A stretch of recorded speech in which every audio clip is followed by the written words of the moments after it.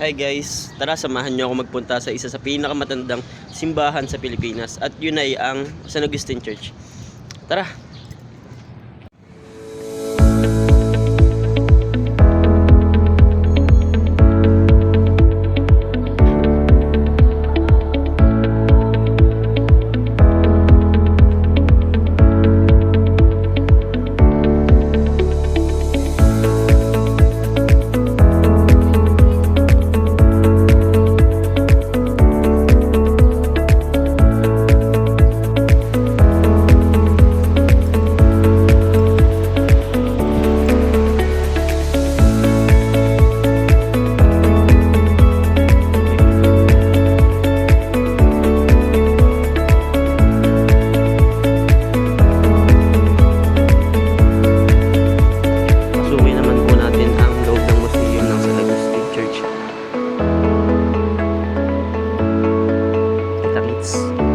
Tayo ngayon sa loob ng San Agustin Church at ito po yung museum nila at marami po tayong makikitang kaalaman dito tungkol sa nakaraan ng San Agustin at ang mga iba't ibang paring na dito.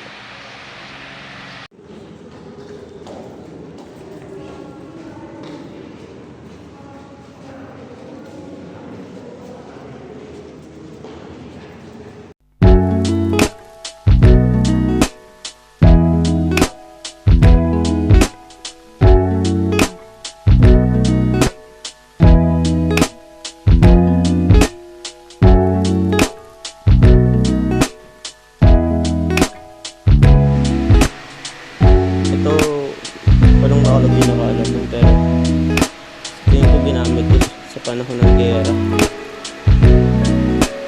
Ito yung Noah's Ark pa siguro.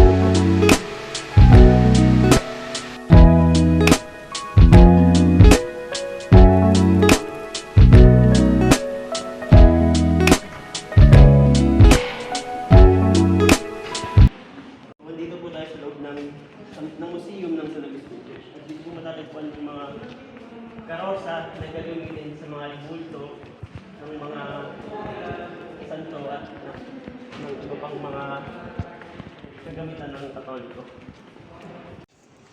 Ay, ito po yung yung Old Agustin bago siya ibain na founded in 1250. Ang dating pangalan po niya is Agustinian Convent of Santa Maria del Popolo in Rome. At pakita mo yung mga natin. Napakaganda po ng loob ng San Agustin at mapapag-isip ka na ganito pala yung mga nangyari noon sa panahon pa nung gera ng mga Hapon at iba pa. Ito daw po yung bigyan mo.